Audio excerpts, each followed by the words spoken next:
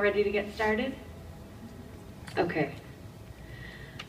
So I'm really honored to have Samiya Bashir here tonight. I was completely floored. Samiya and I were trying to remember when we actually initially met one another. It was probably at some random writing conference. But it was one of those things where I was like, hello, fellow human being in a sea of egos. Honestly, that was my impression, although I don't remember what particular year of AWP that was. However, I was really inspired to bring Samiya here after she performed at And Now, a conference that happens, that travels but happened in LA this last year. And this is what I will compare it to. So I lost my sense of smell 2 years ago because I have polyps and I have to have surgery, and I'm not really keen on somebody operating on my face. So I've been putting it off and putting it off and putting it off. And I just went to the doctor to schedule the surgery, and apparently I had a rip-roaring sinus infection. And so he put me on steroids and antibiotics to clear up the sinus infection before they can have the surgery. I promise I'm getting somewhere with this.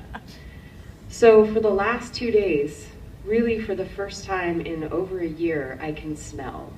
And one of the things that Samiya and I have been doing together, spending friend time together, but we went to Kumba Made, which is a local herbal products, and we spent some time in the Tucson herb store today. So I haven't been able to smell, and all of a sudden it's like rosemary, creosote, lavender, essential oil, body scrub, lotion. It's kind of like I've awoken into a whole new world. And this is what I feel like when I get to hear Samiya read and perform her work. It's like something has been shut off and she reopens a new sense into the world.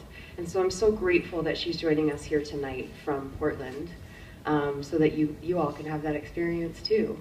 Samiya is the author of Where the Apple Falls and Gospel Poems. She's selling them super cheap for Christmas, so they're $12 a piece. We have cash change and also a card swipe, if that would be easier. I'm sure she'd be happy to sign your books after the reading if you'd like to purchase one.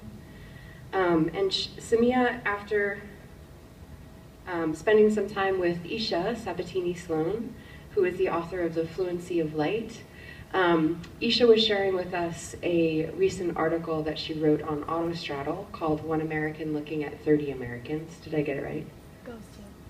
I was close. She'll correct me when she comes up here. And was really inspired, and so they've spent the evening composing a jazz dance mixtape to share with you this evening. So I hope you enjoy it. And Aishah was actually one of our featured readers 2 months ago in the Fairweather reading series, so I'm very excited to welcome her back to the stage. This is what we'll call the stage, everyone.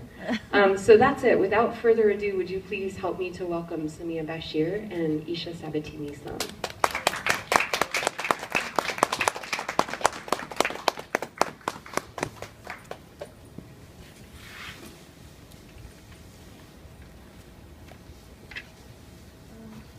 So you may find that I've given you, I mean, like, I kind of hope you find that, that I've given you what else in your paper. That's me, by the way. So on your little piece of paper, maybe you've got some birds, maybe you've got some trees, maybe you've got a letter, maybe you have a lot of letters, I don't know. But what you certainly have are some seeds. And if you happen to have an instrument of writing, or, a tongue, it's totally edible. It's so delicious. And so I hope that if anything we say in terms of language, it's so chewy, kind of sinks into you, maybe scratch it down. Or maybe later you might want to write a letter to your grandma, as someone has. Or to a loved one, or to yourself. We're entering the new year. We're entering a new season, we're entering a new moon, we're entering all the new things. And so whatever you'd like to take with this, kind of got some language that I want to gift you from tonight, plus whatever you add, and then maybe you can plant it. Plant it in your body, or plant it in kind of our shared body. And we'll see what grows. I want to thank Aishah for doing this little jazz dance mixtape with me and meeting my poems with her prose. Yeah, I told you. And so we're going to do our thing. Let's share some work. I'm going to start us off with a quote by M. Norbesse Philip, who said this at And Now, where we were. M. Norbesse Philip, an amazing poet, writer, human being. Check her out if you don't know her work. Says this: poetry as well implies community and relationship. But the question I ask is it more accurate to say that poetry generates community and relationships? The 30 Americans exhibition now showing at the Detroit Institute of Arts is an extraordinary opportunity to see the work of some of the most important contemporary artists working today. Everyone who could see it should. Take your nephew, take your grandmother.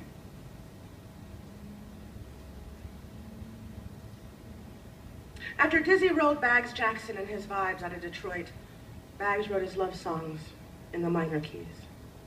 Said, the minor registers the heart, the magnet of us.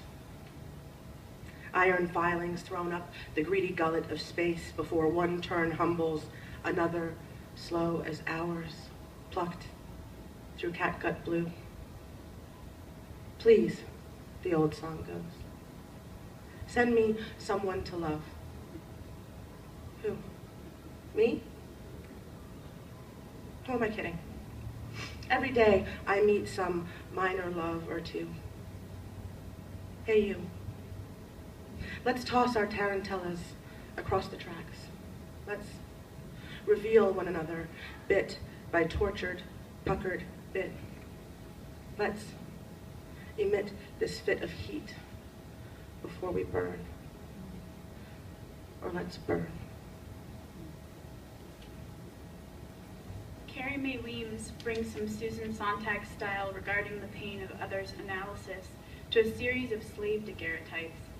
In a small screen in the corner of a room, William Pope L. crawls along the sidewalk in a Superman costume to inspire someone somewhere to think about the lived reality of homeless people. Iona Rosiel Brown helps us navigate our complicated feelings about the fact that sometimes Japanese hip-hop artists wear blackface. Kara Walker still wants you to go ahead and try to act normal in front of one of her murals. Just try to smile politely at a stranger while you are standing in front of one of her murals. Hank Willis Thomas does not seem like the kind of guy who thinks that black athletes, by being rich, negate questions about branding and ownership. I have loved so many of these artists for so long.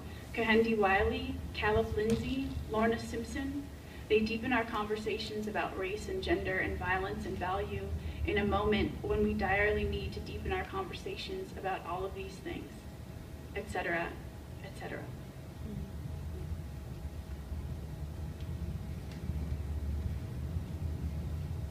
I stepped from the airplane.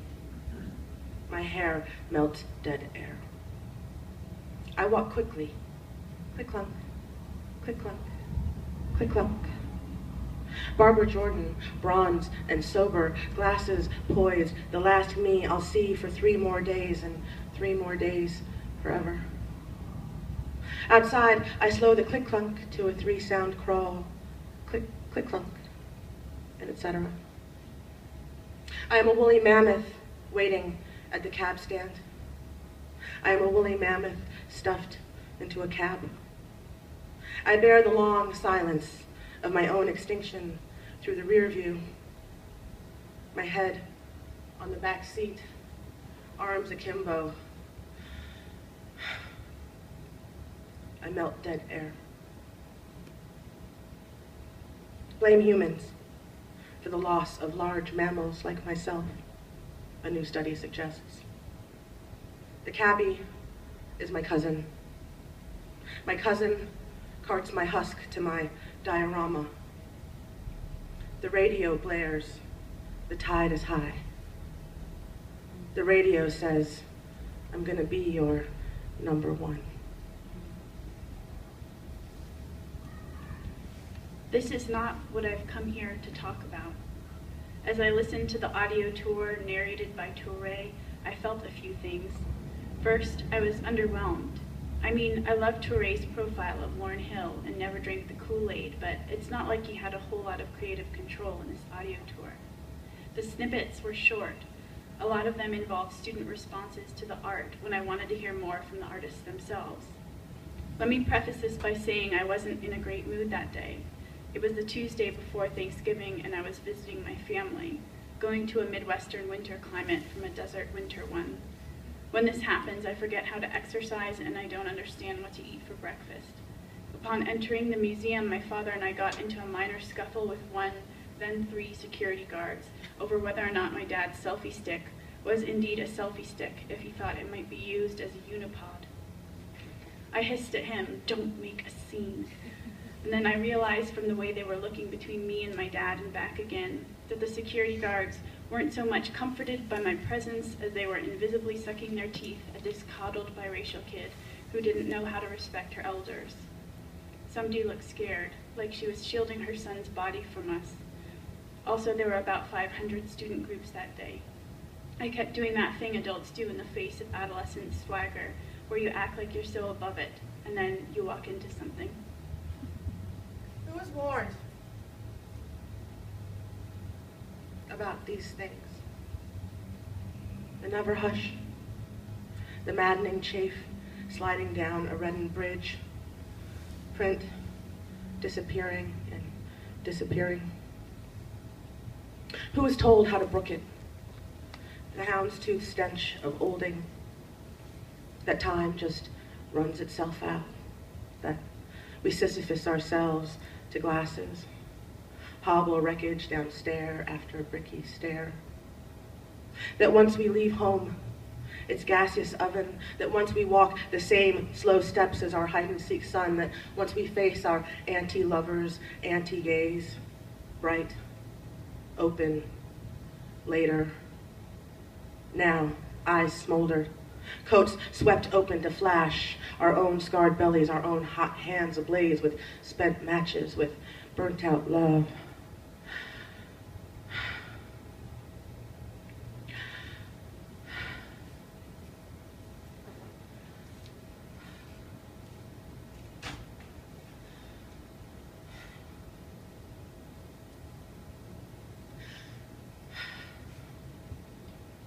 Remember love? How it loosed its jaw to our kisses, how it unhinged us, how it tried us like so many keys, like so many rusted locks, how it missed its target despite its kicking, how maybe its force could kill us. Without it, what's left day after day to trundle our legs? What's left to push breath ragged and torn from our lungs?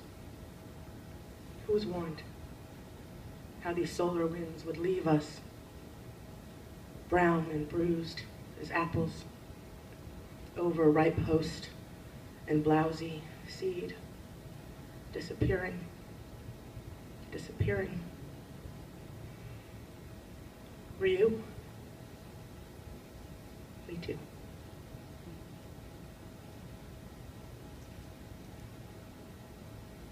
As we got our tickets, my dad nodded his head in my direction and said, "She's 5, in the hopes of paying a cheaper fee, but also in a way that in retrospect may have been revenge for me not siding with him in the selfie stick situation. Then a woman told me with very intense eyes that I looked just like Frida. I love Frida Kahlo, but do you ever feel like when a white woman gives a young black woman a compliment with a certain expression on her face, you can hear the soundtrack to The Help playing in the distance? Or I don't know, Out of Africa? See, I told you I was in a bad mood. The holidays are a tough time to release your inner child into the meadowlands of black conceptual art. I tried to eat a root beer flavored taffy, but my inner child stayed put. So maybe I was looking for a fight. On Facebook, I was about to make the mistake of engaging with a racially charged comment thread. I would actually have to post that Thanksgiving Adele Saturday Night Live video in a gesture of peace. More globally, though, in about 24 hours, a white supremacist would be shooting 5 Black Lives Matter protesters in a city I always thought of as exceptionally tolerant. Paris happened. Beirut had happened. Donald Trump exists. There was something in the air.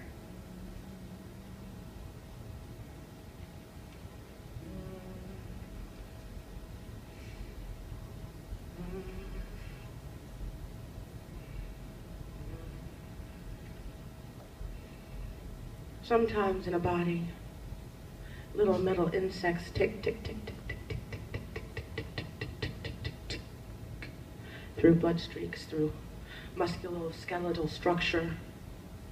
Sometimes a body sits by a window and watches an online party feed, skipping the party. Sometimes a body makes itself sick when pushed too hard, too long. Says, stop. Stop. The wonderful singer told us we were the black gold of the sun on repeat. Why, wonderful singer? How much is black gold even worth? Sometimes a body finds drugs where it least expects them. Holes have been dug and drugs buried into the holes. How light speed equals need equals constancy. How we smother each other. How we bind each other. Sometimes a body counts 12 stars where skies never blacken, never clear. They look lonely.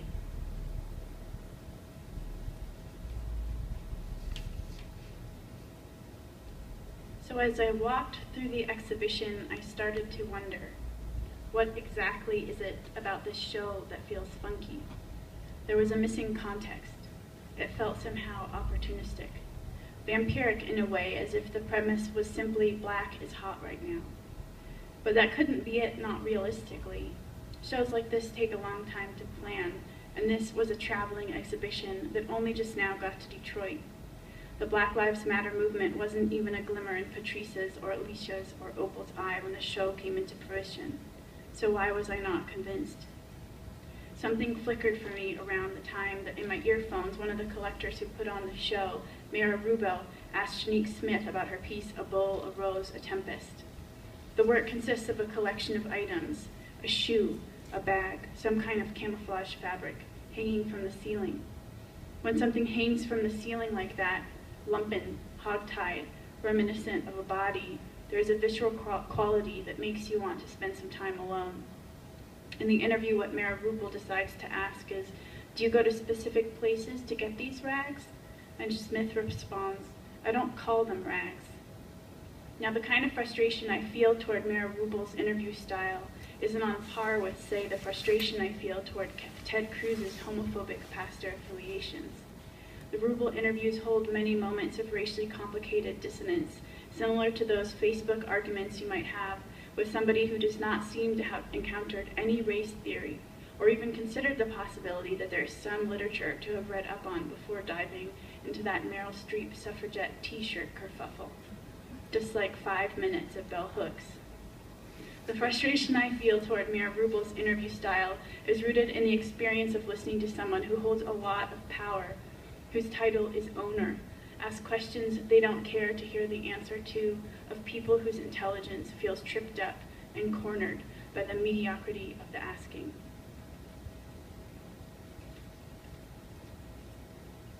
I sit on a white sofa and talk with Groucho Marx. We both move in and through character. I sit a bit intimidated. Groucho says to me, pulling his cigar from his mouth, he says, I sent you an email. Mm-hmm. He nods his white phone to the white phone that was somehow in my pocket. I gotta go to the crapper, he says. I'll be right back. He says, all no words and cigar points. Alone, I check my phone. His email, simple. Blah, blah, blah, Einstein. Blah, blah, blah, theory. He returns, drained, and we lay into our couch corners like two old lovers, reading the Sunday Times. We blow smoke rings and shape them into big beam cloud gates with our minds. Scientists in LA just discovered that elephants run like you do, I tell him. He mimes punching me in the face. then laughs. Now we're on the vaudeville Now we're on stage. the vaudeville stage. People outside wear straw hats, sell caramel apples and kettle corn, confections. Trolleys skate the streets. Jolly steaks, great. The old theater fills to rafters, and we do our bits, do our sketches. I do my elephant bit, where I ride my bicycle around and around, and Groucho is on foot giving slapstick chase. People ride on stage from their seats. Elephant people like me, a bicycle conga line. Then it's all post-show stuff. Audiences want so much. I'll find myself outside and jump on a bus. A blue bird. A blue bird. First I'll buy some kettle corn muffins. When my bus comes, I'll run to catch it. Hang on through the pull-away, streetcar style.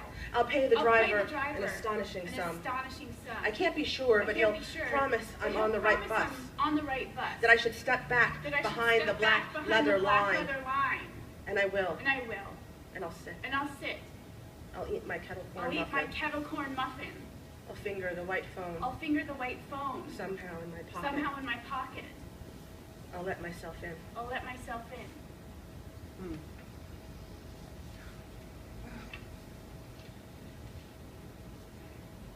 In America, Glenn Ligon created a neon sign wherein the tubes are painted black while the light is bright white.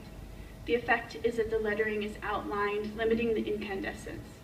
Mira Rubel says, you wouldn't make this piece today. She says, somehow this piece is a pre-Obama moment. When somebody says pre-Obama, I don't feel far from the phrase post-racial. Ligon explains that the piece was inspired by Charles Dickens. When he says, it was the best of times, it was the worst of times, Mrs. Rubel joins in. Yep, he continues. I started thinking about the moment when we went to Afghanistan, thinking how interesting it is when they go to Afghanistan, these reporters go and they interview people on the street who say, your bombs dropped here and killed my brother and destroyed our house. And I want you Americans to live up to your ideas of democracy. We believe in America. And I thought, how interesting is it that America can be this dark star, Death Star, and also at the same time, this incredible shining light. At a literary conference last March, Yoon Sung Kim gave a talk about the trials and tribulations of Carrie Mae Weems and her series, From Here I Saw What Happened and I Cried. Apparently, Harvard University threatened to sue the artist for using the daguerreotypes of enslaved people, originally commissioned by Louis Agassiz, because Harvard owned these images. Kim challenged the audience to think about the question of ownership here, given that the images themselves portray the bodies of slaves. When encouraged by Weems to have this conversation out in the open, the university declined. My sweet father purchased for my spoiled ass The Conversations, a DVD about the 30 Americans exhibit, including extended interviews with the artists.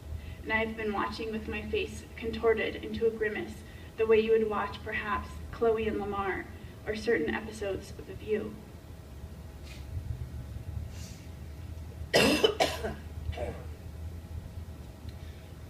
You know how the universe blinks, and we exist for a minute or two with our classic hit stations and our marshmallows, our wars and flags and television and shit.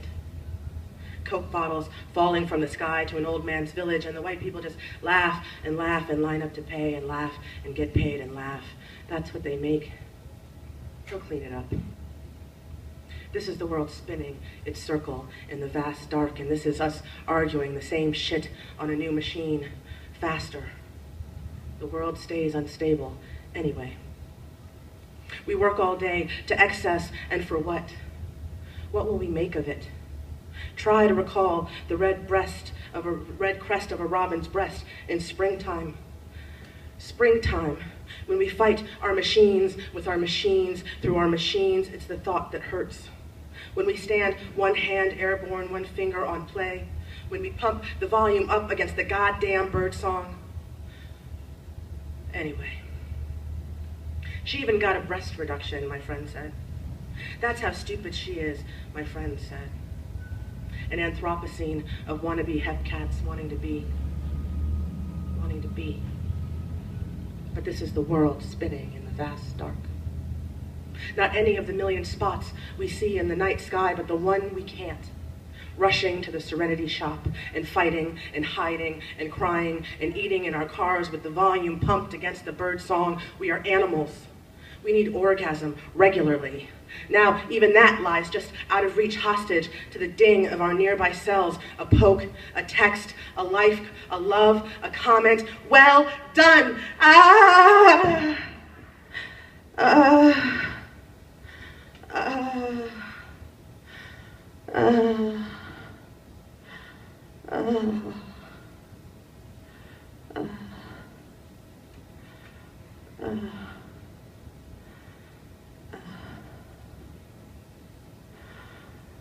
Yearn for the road, ache for the unfettered journey, grow weary of it. Namaste, the mat says. Killed people, kill people, it says. Shock, disbelief, wildly darting eyes, same old jive. Look steady through the pain. Go on. Trust me. Really take in the light.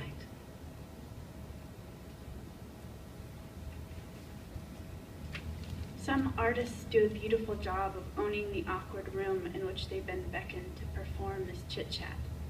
I say perform and chit-chat because these interviews feel perfunctory rather than curious, contained and at times corrective, when the artists have so much more to say than the space knows what to do with. If you want to know what the subtext of this interaction looks like, check out Rashid Johnson's The New Negro Escapist Social and Athletic Club, Thurgood, in which a black man stands with an expression of utter imperviousness as smoke rises around his Frederick Douglass-style hair.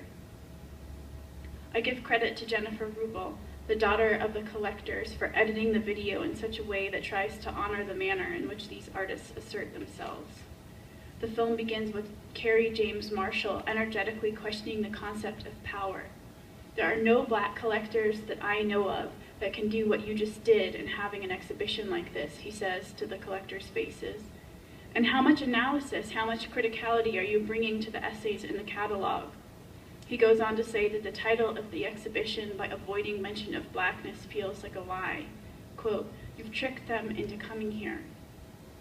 After we leave, my father and I get some hot and sour soup. We visit Del Pryor's gallery on Cass Avenue, where the work of Carol Walker's father, Larry Walker, hangs on the wall. During Thanksgiving dinner, my white mother will ask my black great-aunt if she is tired, to which she will respond, "That's why the white man don't let the nigger eat until after he works the field." The room will be quiet for the smallest second before exploding into laughter. It always fascinates me that in the humor of this 94-year-old woman, the antebellum era exists in present tense. The owner and the slave and the field as clear as day.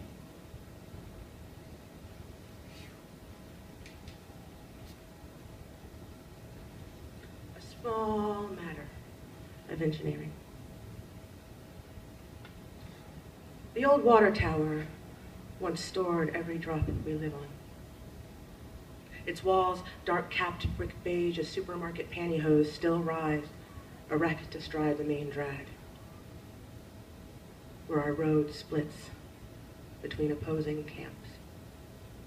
On this side, everything gone as long as anyone remembers, and winter still cold as it's ever been. On the other side, listen. You've always had the broadest swath of the river, friend. Thing is, we're still here. Whatever else you've got left, well, let us stay parched. Go ahead. I dare you.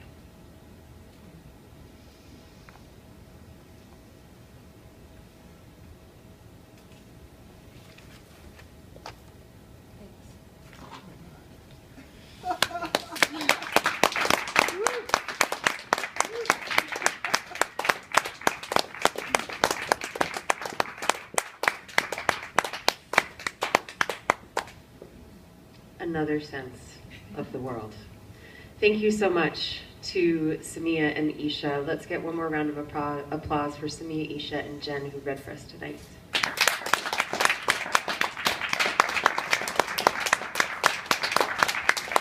I don't really have much else to say except 5 minutes of bell hooks. Commit yourself. Everyone, please. I, for one, am going to go buy some books, and please stick around and talk to our authors and have some refreshments. Thank you so much for coming. Our next reading will be in January in the new year, so see you in 2016.